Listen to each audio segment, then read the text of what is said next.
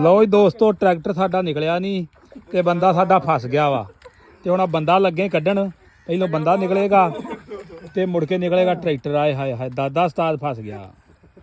ਦਾਦੇ ਉਸਤਾਦ ਦਾ ਜੀ 25 ਸਾਲ ਪੁਰਾਣਾ ਤਜਰਬਾ ਵਾ ਤੇ ਸ਼ਕਲ ਇਹਦੀ ਵੇਖ ਕੇ ਹਿਸਾਬ ਤੁਸੀਂ ਆਪ ਹੀ ਲਾਉਣਾ। ਐ ਨੂੰ ਕਰ ਦਾਦਾ ਉਸਤਾਦ ਆਪਣੀ ਸ਼ਕਲ। ਦਾਦਾ ਉਸਤਾਦ ਇੱਧਰ ਨੂੰ ਕਰ ਮੂੰਹ ਯਾਰ ਆ ਗਿਆ।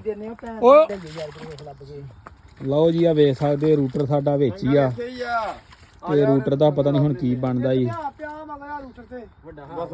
ਇੱਧਰ ਪਠਾਨ ਅਮਲਾ ਸਾਰਾ ਇੱਥੇ ਆ ਤੇ ਤਕਰੀਬਨ ਫਸੇ ਨੂੰ ਕੋ ਕਹਿ ਲਓ ਕੋ 5-6 ਘੰਟੇ ਤੇ ਗੁਜ਼ਰ ਚੁੱਕੇ ਆ। ਇੱਥੋਂ ਸ਼ੁਰੂ ਹੋਇਆ ਕੰਮ ਇਸ ਜਗ੍ਹਾ ਤੋਂ।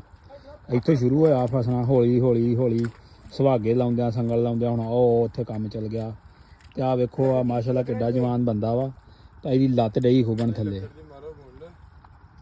ਐਡਾ ਕੰਮ ਜਿਹੜਾ ਨਾ ਗਲਤ ਮਲਤ ਹੋਇਆ ਪਿਆ।